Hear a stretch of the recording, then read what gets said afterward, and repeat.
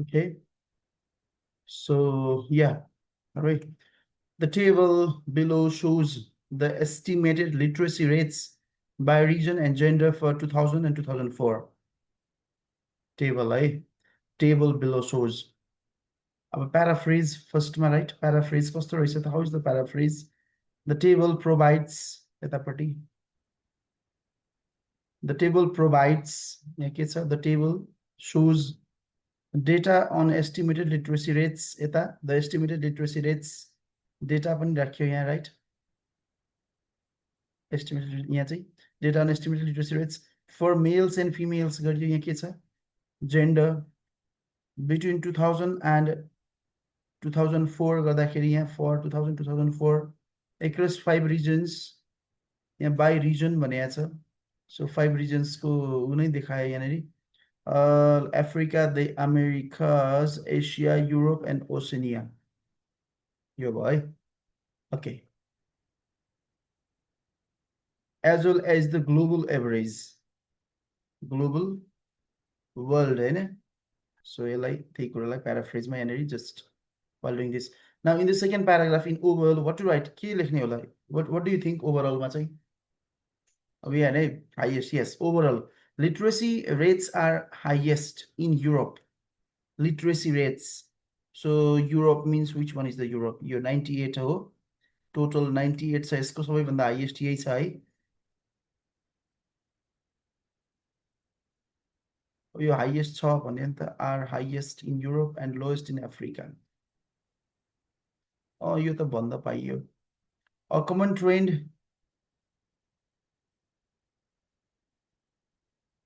common trend across all regions is the male.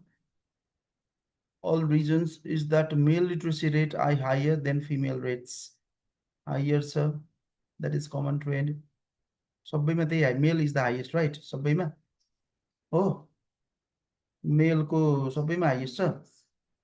87, 77, 71, 53, 94. सबैमा highest, right? Yes. So yes.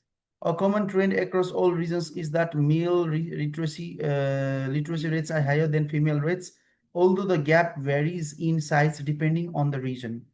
Yes. So yeah.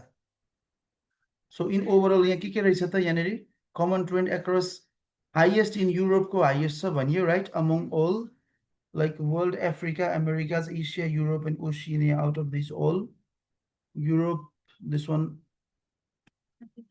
सबैमा highest. Yeah, हजुर.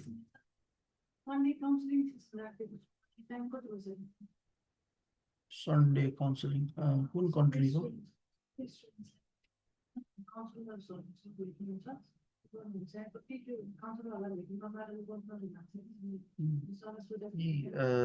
अब IELTS class त run हुन्छ, test त run हुन्छ. हजुर. कता उतापट्टि गराउने हो? यहाँ 9 बजे राख्ने हुन्छ. 9 बजे भयो नि 7 बजेको नि बस्नु भन्दा बसिहाल्नुहुन्छ. 8 बजे हुन्छ उता अगाडि हुन्छ. त्यही गर्नुहुन्छ. 10:30 को लागि पनि अलग अगाडि बढाइदिने. Yes. So yeah, overall literacy rates are highest in Europe. Europe को चाहिँ सबभन्दा highest छ. This we have to write in overall. And lowest in Africa. सबभन्दा कम कुनमा रहेछ त? Lowest is in Africa मा सबभन्दा lowest हो? Yes. So a common trend across all regions is that male literacy rates are higher than female rates. Male को highest छ, female को भन्दा. Although the gap varies in size depending on the region. Yes. अब तल जाउँ है. Europe has the highest literacy rates for both genders. Europe को चाहिँ दुईटै gender को highest रहेछ, right? With 92 of men and 98 of women being literate, resulting in an overall rate of 98.8. Oceania and Americas also show high literacy. Oceania and America also show high literacy. Oceania र अर्को कुन रे? America. Oceania र America को हेर्नुस् है. This is 93, this is 93. उस्तै उस्तै छ यो दुईटै. High literacy with both regions reporting 93 total literacy and minimal gender disparity. In contrast, Africa has the lowest अब अफ्रिकाको लोएस्ट भयो with just 62.5 of the population able to read and write.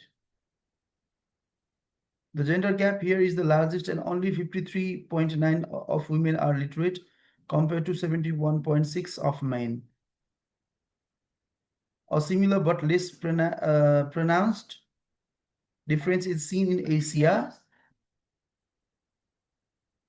where the overall sentence complex whenever where the overall literacy rate is this, but male literacy is higher than female literacy. यसलाई प्रेजेन्टमा राख्दा हुन्छ यस्तो त यदि छ भनेर यसरी globally भनेको वर्ल्डको भयो right this one around 82% of the population is illiterate,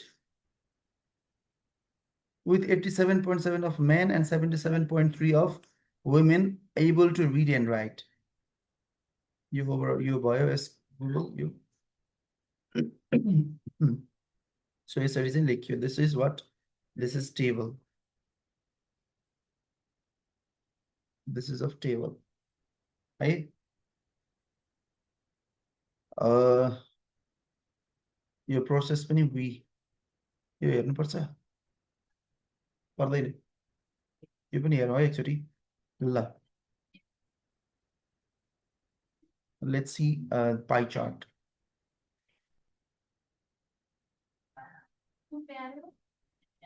The pie charts यहाँ पनि pie charts.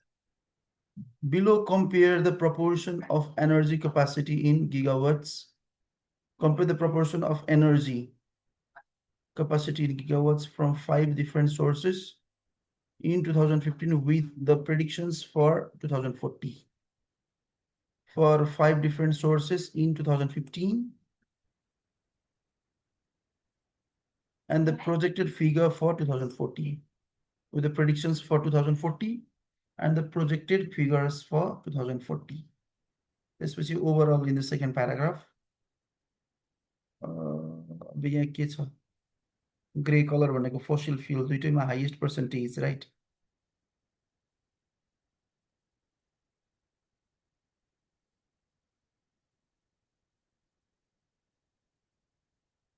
सबभन्दा कम यहाँ 2% रहेछ 5% रहेछ. While fossil fuels are expected to remain the dominant energy source in 2040. Dominant. यो भनेको fossil fuels है. This will decline significantly. Significantly decline. In contrast, there will be substantial increases in the proportions of solar and wind energy. Solar and wind energy को चाहिँ के छ रे यो भनेको blue color, right? कस्तो छ यो 5 बाट 12 गयो अनि 2 बाट कति भयो 18 भयो. So there is it will substantial increases. Future tense, right? In the proportions of this. Additionally, the total energy capacity is forecast to rise markedly from 6688 GW 1000 in 2002 in this. भनेपछि overall मा के आयो कुराहरु dominant energy source आयो एउटा यो decline भएको भनियो हैन यहाँबाट यहाँ 64 बाट 44 कस्तो खालको डिक्लाइन हो will be significant decline. त्यसपछि यो हाईएस्ट को लेखियो लोएस्ट यहाँबाट यहाँ यस्तो हुन्छ भनियो देन आफ्टर अन टोटल को गरियो ओभरअल मा हैन बडीमा in 2015 this one the fossil fuels accounted for the vast majority of energy capacity at 64. This one, right? However, this figure is projected to fall to 44 by 40 Maya. Meanwhile, solar energy expected to rise dramatically. Solar energy dramatically rise from just 2% to 18%. 2% to 18%. Eko yo solar ko hai. making it a major contributor by 2040. Wind power is also anticipated to grow significantly. Wind को significant 5 बाट कति छ 12 हैन हो grow significantly more than doubling from 5 to 12 5 देखि double more than doubles so it's what grow significant grow भएको छ it is other renewable which यस्तो गरेपछि complex हुन्छ है sentence so we need to write more complex sentences other renewables which held a 23% share in 2015 23% भने के को रहेछ त other renewables है न्युक्लियर को आएको छैन are forecast to decrease slightly to 2021%. Slight decrease भयो है यस्तो वर्डहरु हामीले लेखेर राख्ने हो nuclear energy is predicted to experience a minor decline. Nuclear energy भनेको orange color right 6 बाट कति percent 5% minor decline भयो नि त right from 6 to 5. In summer, the data indicates a clear shift towards renewable energy sources, particularly solar and wind, although fossil fuels will still play a key role in 2040. Fossil fuels. यसरी चाहिँ आयो so यो प्याराग्राफमा कुन कुनको बारेमा लेखेको रहेछ in the first body paragraph यसमा कुन कुन रहेछ त कुन कुन रहेछ एउटा फसिल फ्युल्स भनेको कुन कलरको ग्रे कलर हैन यो लेखेको छ एउटा अनि अर्को सोलर एनर्जी भनेको which one ग्रीन कलर हैन योलाई पनि एउटै सेम प्याराग्राफमा राखियो देन अर्को के छ wind power wind this one right यो पनि गरियो यो प्याराग्राफमा so in the second paragraph के राखियो त एउटा other renewable र nuclear and solar को solar को basically is in this way just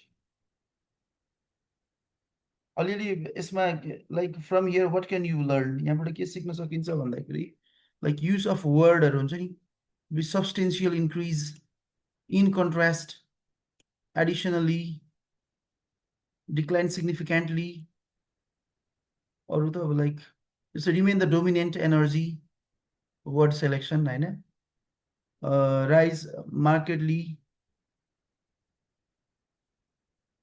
is forecast to for the vast majority of energy accounted for pie chart ma use गर्ने word हो significantly doubling हैन meanwhile dramatically to decrease slightly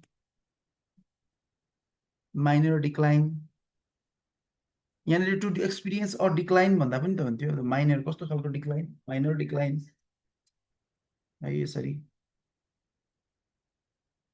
particularly specify हुँदाखेरि so this kind of words just we can use ठीक छ यो यस्तो खालको आयो भने यसरी नै गर्ने हो है this is what pie chart यो पनि हेर्या हो हामीले यो पनि हेर्या हो बार हेर्या हो यो फिगर हेर्यो यो फिगर ल यो फेरि हेरौँ ल एकचोटी get this once this one bar chart. The chart shows the average number of hours each day that Chinese, American, Turkish, and Brazilian tourists spend during leisure activities while on holiday in Greece in August 2019. How many paragraphs do we make? Like kati body paragraph बनाउने? What do you think? आफ्नो विचारमा यहाँ नहेरी. What do you think? 3 body paragraph. एउटा blue, एउटा orange, अनि अर्को gray. Yes. 3 paragraph. 3 बनाउनै पर्यो नि कसरी लेख्ने त How many paragraph you want to make? 2 त अब एउटा यो लेख्दा लेख्दै सकिगयो. So in one paragraph you can write body. Body नै तीनटा हैन, body नै तीनटा. अब body एउटामा blue को बारेमा just you will write in one paragraph. Orange को बारेमा just you make another paragraph and gray को बारेमा you will make another paragraph. Practice गर्नुस् है. आज exam दिनु भनेको झन्. When will you take exam? Next Friday? ल, okay.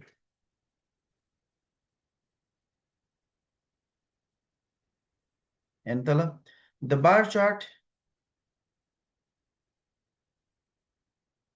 The bar chart illustrates. Question मा के छ? The bar chart shows. Shows को ठाउँमा यहाँ illustrates.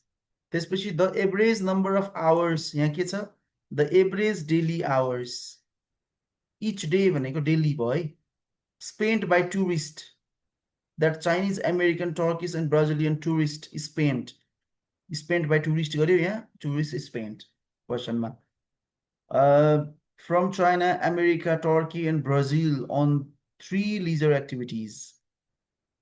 And each day that Chinese, American, Turkish and Brazilian tourists spend during leisure activities.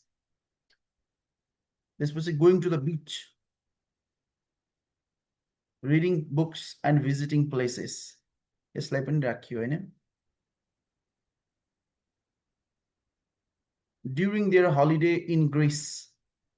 While on holiday, like during their holiday in Greece in August 29, 2019. In August 2019. So this is paraphrase. ठीक छ नि? First paragraph ठीक छ है. Then in overall, अब यसको overall मा के लेख्ने होला? What do you think? Maximum यो वाला, minimum सबैमा सानो यो छैन ग्रे. Maximum यसलाई मान्न सकिएला. Reading was the most time consuming activity. Reading भनेको, which one is the reading? Take orange color. So reading was the most time consuming activity, while sightseeing attracted the least amount of attention across all groups. Sightseeing सबभन्दा कम भनेको visiting places, right? This contributed major, most time consuming. त्यसपछि least time consuming चाहिँ least amount of attention चाहिँ कुनले? Across all groups मा visiting places. Sightseeing. Chinese tourists dedicated the most time to reading. Reading मा सबभन्दा बढी कसले बिताए रे?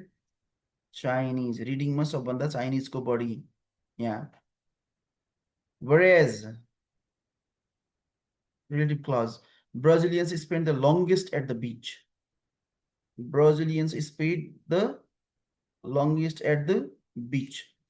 यसको यहाँ यो यसको यो overall यो भयो. अब त्यही body paragraph. Looking first at reading habits. Reading habits भनेको ग्रे कलरलाई हेर्दाखेरि the Chinese group was the most enthusiastic. Chinese सबभन्दा बढी छ. Spending 8 hours per day, which गरेपछि complex हुन्छ, which was about double the time recorded for American, Turks र Brazilians भनेको भन्दा नै double जति. By contrast, the later 3 groups अरु तीनटा divided their leisure time more evenly across the 3 activities. भनियो यो के को बारेमा लेख्यो? Reading, looking at reading habits को कुरामा है. Reading habits को कुरामा. Regarding beach visits, अब beach visits को कुरा भनेपछि कुन कलर हो? Blue color. Blue color को कुरा गर्दाखेरि सबभन्दा बढी यसको छ. Brazilian सबभन्दा बढी छ हैन? Brazilian topped the chart with 6 hours. यहाँ 6 hours. Yes, it's 6 hours. Followed by Turks, ले follow गरेको छ त्यसलाई. And Americans who complex each spent around 5 and 4 hours respectively. So respectively को use के हो? 5 भनेको को हो? Turks अनि 4 भनेको Americans. है? The Chinese यो, however, devoted just 3 hours daily to this activity. So this paragraph is about at the beach, beach visits. I would like talking about finally site seeing भनेको कुन हो त? कुन कलर हो? ग्रे, यो site seeing visiting places attracted the list attention overall, सबभन्दा कम हाम्रो यहाँ ओभरअलमा सबभन्दा कम त्यही छ होइन। Americans and Turks spend the most time, सबभन्दा बढी अमेरिकन र टर्क्सले बराबर रहेछ होइन, around 3 with 3 hours each, while Brazilians and Chinese reported only 2 and 1 hour respectively. Brazilians को 2 अनि यसको 1. This indicates that while Chinese tourists strongly preferred reading, Chinese reading prefer गरिरहेछ। यहाँ ब्रेक गरिदिँदा पनि हुन्थ्यो, अब यसमा केही भएन। Brazilians prioritize the beach, Braziliansले बीचलाई prioritize गर्यो। Both Turks and Americansले चाहिँ